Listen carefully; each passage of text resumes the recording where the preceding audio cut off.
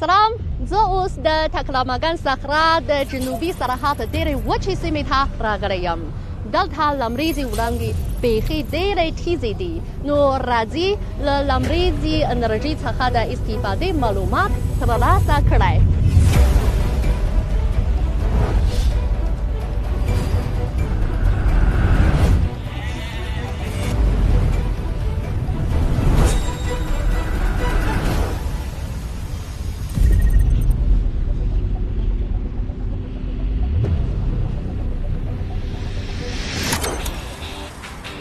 دا د چین د شینجیانګ د خوتن سیمې په لوک ولسوالۍ کې د 15 کیلوواتو په اندازه د لمریزې برېښنا سټیشن دی. زموږ موخې ته په هر ځای کې د پوخ آبي رنګ تختی تر سترګو کېږي. دا د صحرا د ادارې لپاره ګټوره او اغېزمنه وسیله ده. تاسو ته ښایي دا پوښتنه پیدا شي چې لمریزې وړانګې څنګه په برېښنا بدلېږي. زه به په دغه پروګرام کې یادې پوښتنې ته ځواب ووایم.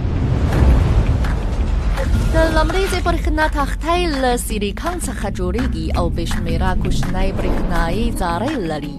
که وړانګې نه وي نو دوی به ارامې وي او کله چې د لمر تیزه رڼا پرې لګېږي نو بیا د لمریزو انرژیو تر هڅونې لاندې په ډېر چټک سرعت حرکت کوي، نو په دې مناسبت بې حده برېښنا رامنځته کېږي. برعکس وړانګې کله تیزې او کله کمزورې وي، نو د لمریزې برېښنا تولیدي اندازه هم بې ثابته او نا ارامه وي. د لمریزې برېښنا سټیشن له کومې لارې ثابته برېښنا تولیدولی شي؟ د دې پوښتنې ځواب د لوی پیمانې لرونکي پاور بند په توګه د انرژیو د ذخیرې لوی سیستم جوړول دي. دغه سیستم په ورځ کې اضافي لمریزه برېښنا زیرمه کولی شي او په شپې او هم ورځې کې زیرمه شوې ثابته برېښنا ورکولی شي.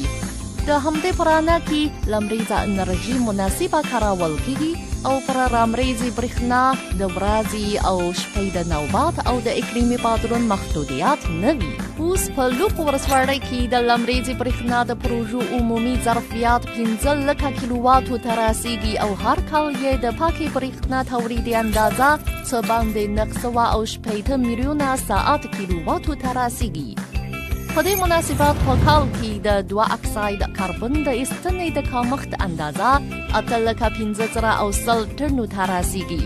دغه پروژه د سترو ځنګلونو په شان د چاپیریال ساتنې لپاره مثبت رول لوبوي. له زرګونو انرژیو څخه پر استفادې سره بیره په صحرا کې د لمریزې برېښنا پروژه نور کوم رول لوبولی شي؟ ګوري کله مې لاس پر خاورې لګېږي نو داسې احساسوم چې دغه خاوره د پروژې په بهر کې د صحرایي خاورې په پرتله لنده ده. د دغه پروژې په قلمرو کې د لږ تر لږه 80 هکتارو په پراخوالي رشقه لو ته برابره شوې ده. دلته د لمر ګلو او جوارو په شمول کرنیز بوټي سمسور دي. پرسر پر دی په دغه قلمرو کې چرګان او پسونه هم ښه ساتل کېږي. دلته په صحرا کې ایکولوژیک بڼ او فارم جوړ شوی دی.我们这个板下是种植的主要是饲用玉米，还有就是豆角，养殖一些羊和鸡。我们项目这边还有种植的是1800亩地的一个苜蓿。苜蓿在本地的饲草料市场上有一个比较好的一个前景。多年生的苜蓿根系扎根会比较深，可以起到一个良好生物治沙的效果。苜蓿呢，它同时作为一个豆科作物就是改善土壤的一个地力。دلته د همدې سټیشن د مرکزي کنټرول دفتر دی او هم د دماغ په شان د کنټرول سیستم مرکز دی. کار یې شپه او ورځ 24 ساعته دوام لري. د لمریزې برېښنا د څه باندې 1 میلیون تختو د کاري حالاتو، د برېښنا د تولیدي اندازې او د بېلابېلو تجهیزاتو د شمیرو په شمول ټول معلومات پر برېښنایي پردو ښودل کېږي. کارکوونکي په دفتر کې له لرې ځایه ماشینونه کنټرولوي، ستونزې لرې کوي او له دې لارې د برېښنا سټیشن کاري موثریت ساتي. د صحرا په سرحدي سیمه کې همیشه توپان وي او ډېرې سختې دوړې او شګې پورته کېږي. زیاتره تجهیزات په دغسې خراب چاپیریال کې د اوږدې مودې لپاره ښه کار نشي کولی. خو د چین د لمریزې برېښنا تاسیسات او تجهیزات د طوفانونو او شګو له ازموینو څخه وتلي او د توګړو د مخنیوي او د دوامدار کار په برخو کې ښه وروالی لري. دا په دښتې او صحرا کې د دغو تاسیساتو او تجهیزاتو د ښه کار لپاره زمینه برابر وي. په همدې پروژې کې د لمریزې برېښنا د پوخ آبي رنګ تختې او زرګونې کروندې یو له بل سره ښه همغږي کوي.